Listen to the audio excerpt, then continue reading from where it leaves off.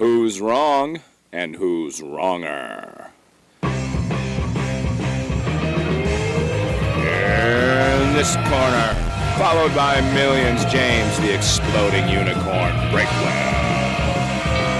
And in that corner, ignored by millions, Steve Da Shrinko Levers. Hello, everybody, and welcome back to the eternal black abyss of nothingness known as Wrong and Wronger. I am the purveyor of utterly useless information, Dr. Steve Olivas, and he is James. Don't expect much out of me because, my butt, Breakwell. And James, give us an update on your beleaguered backyard. Things are going well. My wife continues to enjoy packing my wound. I think our love and appreciation for each other grows by the day. I remain invincible and unkillable and can't wait to see what horrible misfortune the universe throws at me next. I don't know that you could, in all confidence, say Lola enjoys packing your wound. Those words don't really fit together, James. I think that spending time with me is just so wonderful that it does not matter what we do together. And actually, I have an example. I can prove my case. So after I ruined our adults-only lake outing with our friends in Wisconsin because I have an open wound that does not mix with lake water, after that was canceled, she has another outing she wants to go on. For her birthday, she asked for one thing and one thing only. She wants to go to the grocery store.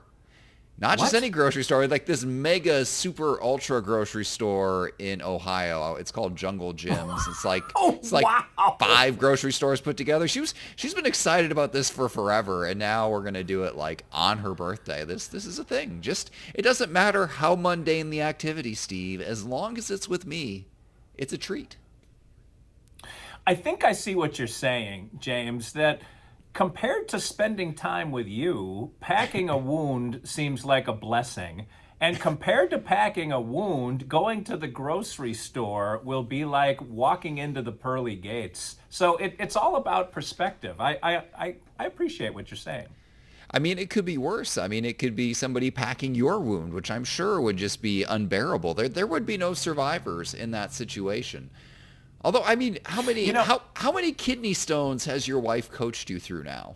Like 15? Well, now, in fairness, she was out of town the entire run of the last one. So I endured by myself. And James, I suffered in dignified silence.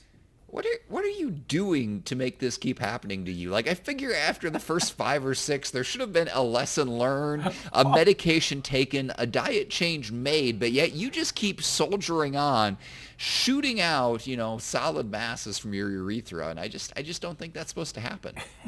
Well, it's my prodigious urethra that makes it all possible, quite frankly.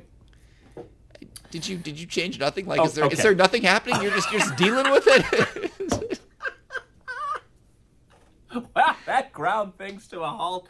I will say, though, the medical docket between you and I continues to grow by leaps and bounds. As Mrs. Steve, because our driveway is a disaster sent straight from hell, she slipped on gravel down our steep driveway and broke her ankle. And it's a break right next to her artificial ankle. Like, she got an ankle replacement a couple years ago, which didn't take, so she had to get it redone 1 year ago, and now she broke a bone next to it.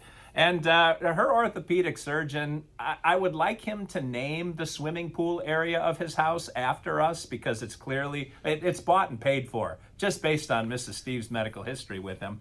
So she's got that going for her. And I suppose, again, perspective is the guide that teaches us to be grateful. She doesn't have a Breakwellian seeping wound in her butt. Did you have to drive her the 95 miles to the hospital, or did you guys just take care of it on the farm? Listen, man, I'm a busy guy. James, please. She said, because I was with patients all day, and I had them back to back yesterday, she said, I laid there in the driveway thinking maybe someone will stop and help me. And P.S., so my son had a minor car wreck, And by minor, I mean Miss Steve took care of it. But his car is out. So he's driving her car to go to work. He was also at work. So she had to drive our big farm truck to wherever the heck she was going that she needed to unlock the gate. Point being this.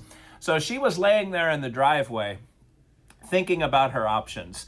And she said, I knew I had three options. I could either wait till someone stops and helps me. And apparently she waited long enough to realize that wasn't going to happen. She said, or I could call an ambulance and then just ask the ambulance guys to lock the gate when they took me to the hospital because the dog was still up in the house.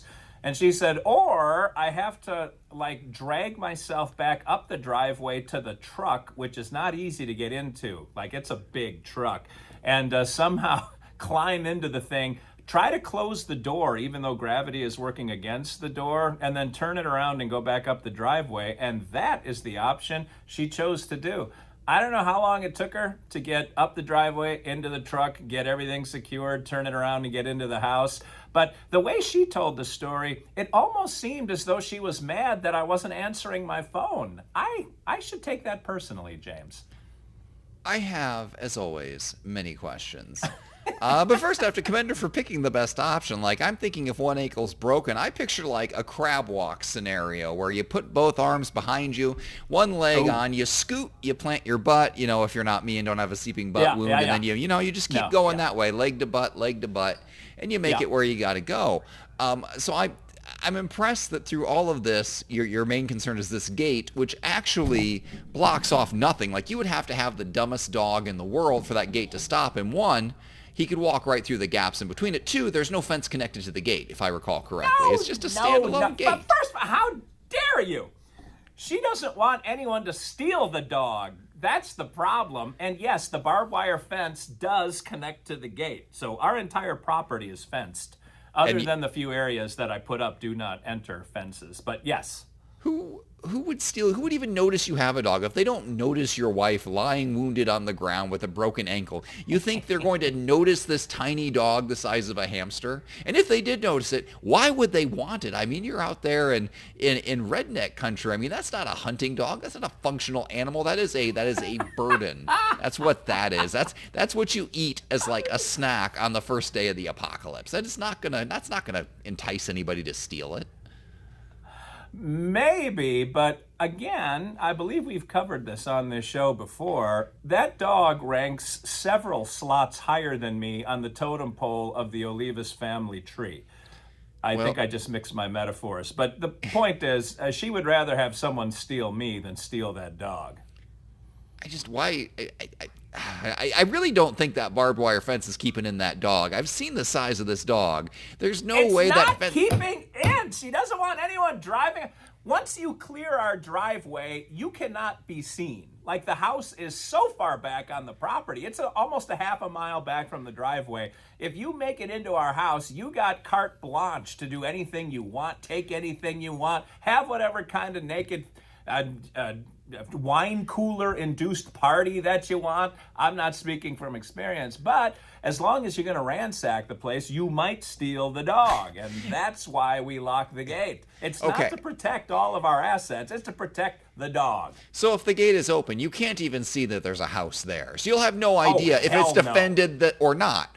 You see the gate open, I would assume there is somebody home because they're there protecting it. They don't need to close the gate. I would think closed gate means they're gone. Second of all, you think they're going to see an open gate, assume there's a house, assume somebody's gone, and assume there is a useless dog inside that now they're going to go up there, ransack, and steal.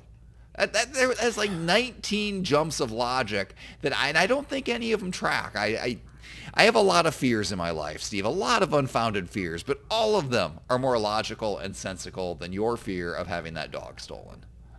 Well, you are not a small blonde woman with a broken ankle lying at the bottom of a steep driveway either, James. I'm not, but if I were, my concern would not be about the dog. My concern will always be for myself and only myself. That is the survival instinct that allows me to survive 4 to 5 surgeries a year. I'm always looking out for this guy, even if I'm not doing such a good job.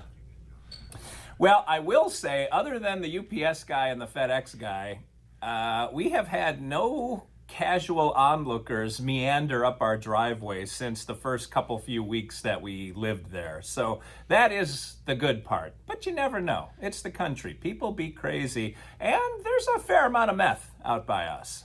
So why did she think a good Samaritan was going to mosey on by? Why did she wait at all? Well, that has happened also.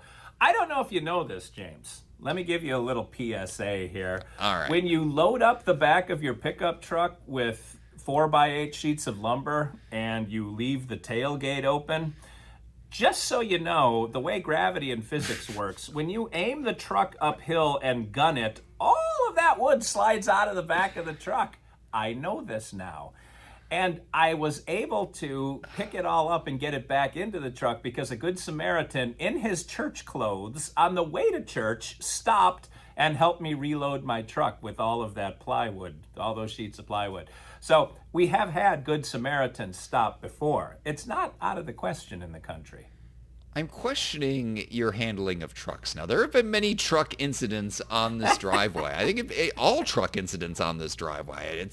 I don't think any other vehicle has had trouble on the driveway except for big, powerful trucks. But what did you think was going to happen when you gunned it the first time? See, I had it strapped left to right, and then your counterpart, the exploding possum, pointed out you've got to run a ratchet strap from the trailer hitch up to the cab so that it keeps the stuff from sliding backwards out of the truck. And I thought, oh, yeah. I thought just sort of cinching it down left to right would keep it in place, but that's only to keep it from bouncing around on the freeway. Once you get gravity and a little bit of burnt when you hit that accelerator and gun it, that's all it took for the whole kit and caboodle to hit the blacktop. It was a bad morning. Did he warn you before this happened or after? No, it was after I posted a picture and was lamenting my fate by the cruel hand of physics. And he said, yeah, you run a ratchet strap from the trailer hitch up toward the cab. And I thought, oh. And that little piece of advice, that little bit of real-world wisdom has helped me many times since then, James. So, lesson learned. Maybe you should run your decisions by the internet before you make them. See, it never occurs to me that I'm making a bad decision. That's my superpower, James. Just putting my head down, just going full steam forward. Yeah.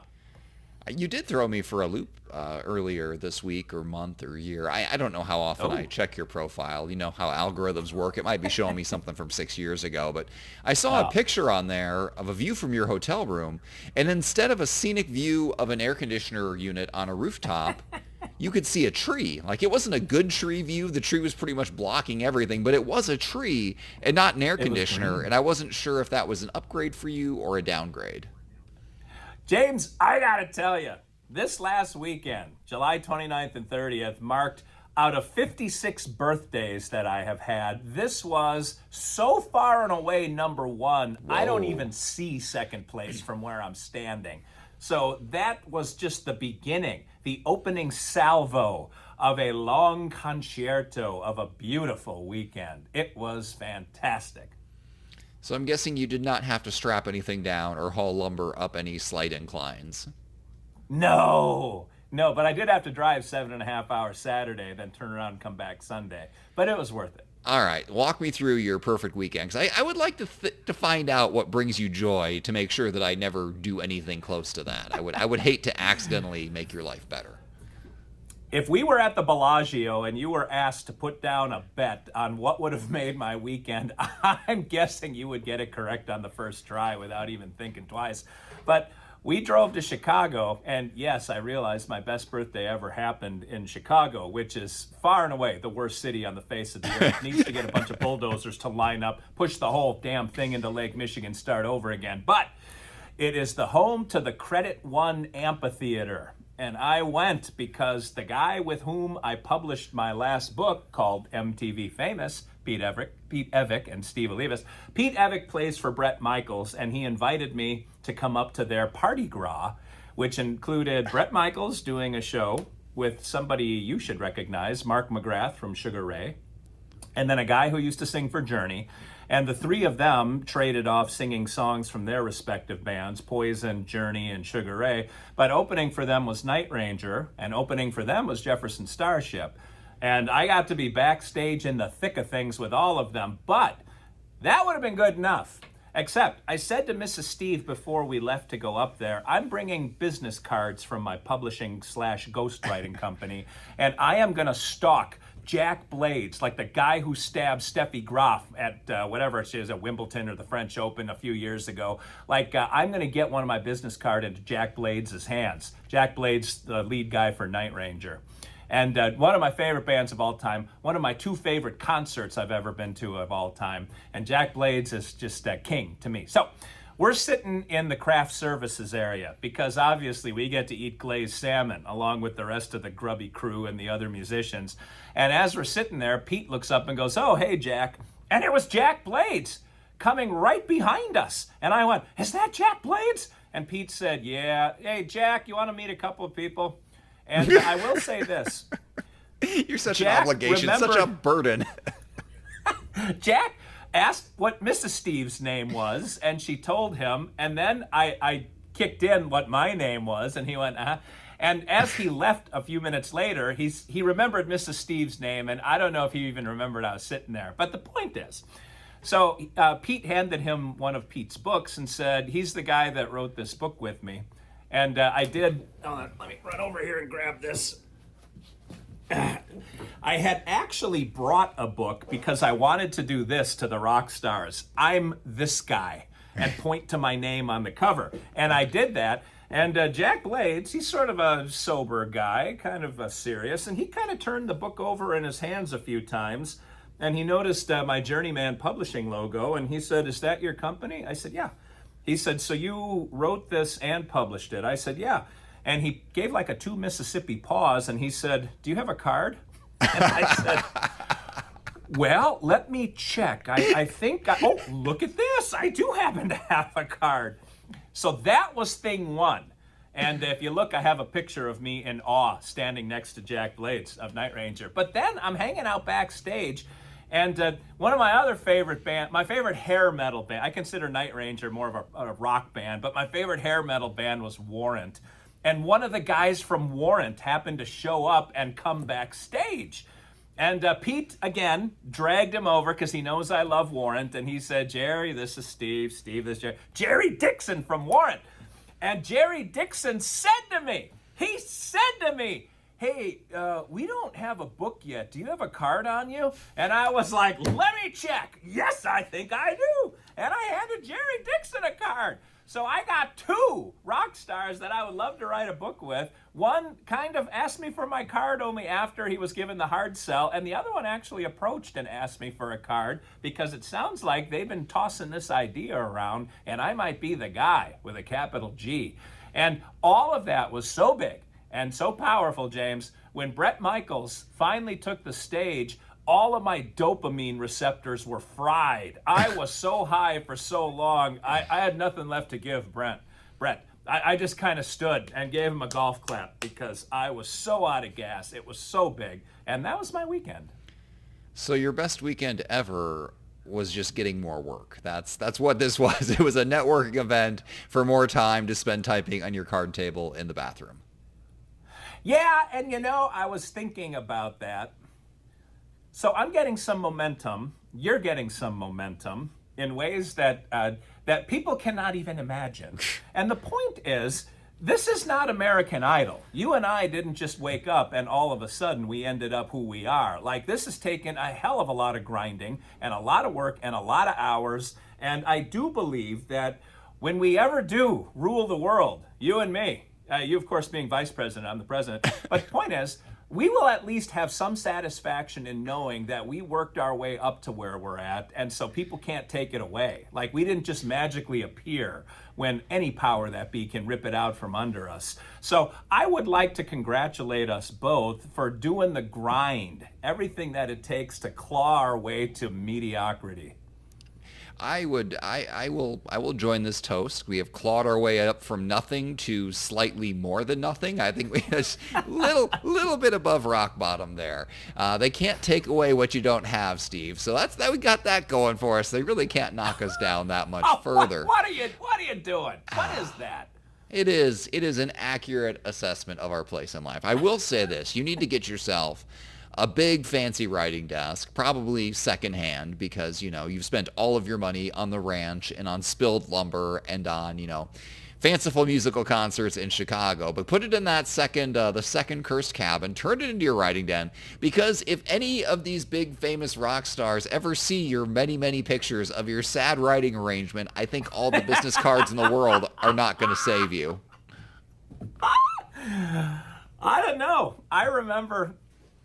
Have you ever read On Writing by Stephen King? Yes. Okay.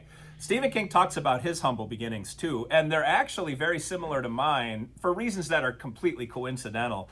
But he had a little closet, and he would have to actually balance his writing table. It was like a tray on his lap, and put his typewriter, ka-chink, ka-chink, ka-chink, ka-chink, ka-chink, his typewriter on that thing, and that's how he wrote Carrie. Like, it was on that thing that was balanced on his lap in this tiny little closet that he had in his little house. So for me to have a tiny table in a bathroom makes me think, me and Stephen King, we are simpatico. Yeah, Stephen King with his first actual book, I think the actual main rights didn't sell for that much, but then they bought the paperback rights again for $200,000 in like 1970 and sold like 2 million copies, something along those lines. You and I are up to like 95 books each that we've written, and we have not landed that deal yet. I'm not so sure that it's coming, but I guess we can hope. I will say, to verify your point, I did see on your Twitter feed that you did post many pictures of yourself with many old people. I thought maybe you were visiting a nursing home, but no, you were at the concert of your dreams, living out your fantasy. So good for you. Good for you for getting those cards into those hands. I met a guy named David Freiberg. I think that's his name. God, I might have screwed up a couple letters, but the point is, he is OG, Jefferson Airplane, Jefferson Starship, and he's 84 years old, and he was singing lead vocals. Like, that guy can still bring it. He's playing guitar at 84. He's out on the catwalk, shaking hands and high-fiving. So it was just cool. It was cool all around, but he was the oldest of the old. You're not that far from it. I gotta say, you're in the neighborhood. I know. My wife devastated me the other day. We watched that movie Air about Michael Jordan landing his shoe contract, which is actually, I would say, not a great movie. Like, I'm a huge Michael Jordan fan, but this is basically like the story of signing a contract. It is very uninspiring. But and also I'm not a big sneakerhead or anything. But the point is, we were talking about they're throwing around these amounts of money, and it was like in 1984, and I said, well, that was 30 years ago. And then she goes, no, that was 40 years ago. And my world was destroyed. Steve, the early 1980s were 40 years ago. 40. Yes, and one of us was born in 85, and that 40-year anniversary is coming. It is. It really is. I have a 20-year... oh my God, I don't even remember which one it is. I have a 20-year high school reunion coming up. I graduated from high school 20 years ago. I remember my parents going to their 20-year high school reunion. That can't be me, Steve. This can't be a thing. Isn't it weird to know that you knew your father when he was your age? It blows I remember crossing that bridge. Yeah. It, like, every time I see a picture of him when he's a younger adult than I am, I get, like, visibly upset. Like, you could not have been 24. This is not fair. This did not happen. Take it back. And he seems so much older than I am now. It's weird. Because you and I, we're young men. We're spry. I am the spryest 38-year-old I know who's gone through 4 surgeries in the last 12 months. And I look at him, and it just can't be, because I remember him. He was an old man. He's been an old man my whole life. Yeah. Yeah. Just kind of, it's the same way I look at you, except you're just as old as ever. Nothing has changed there. Well, and I keep aging, apparently, as I did again over the weekend. Well, you know what? If you just keep hanging out with older senior citizens, you'll seem young by comparison. So you keep doing you. I think you're on the right path. There's a couple of rock stars from my genre that are younger than me, and it's always very confusing when I see that. I don't understand how that all works. Well, But I'm living the dream. I met Jack Blades and James Breakwell, all in the span of about 3 days. only one of us has a giant poster in your bathroom, so. Did you take it down? Did you take it down? I did not, but the countdown to Armageddon clock is at about 4 months, because at the end of October, everything must go. And that is among the stuff. Well, just take it to your house and put it over your big giant writing desk so that I can look down upon you and inspire you as you write in the bathroom. Ew. Well, with that thought and not so subtle threat of ruining my career, we have to walk it out of here. James, not necessarily walking, he does the thing where he has to hold his butt cheeks together with his rather impressive musculature as he goes forward to make sure that nothing seeps out. Otherwise, Lola gets called back into active duty. But this is Steve Olivas using the word duty unironically for James, the duty-spewing Breakwell, saying thanks for watching, thanks for listening, and as always, we're sorry. Two wrongs can make a right.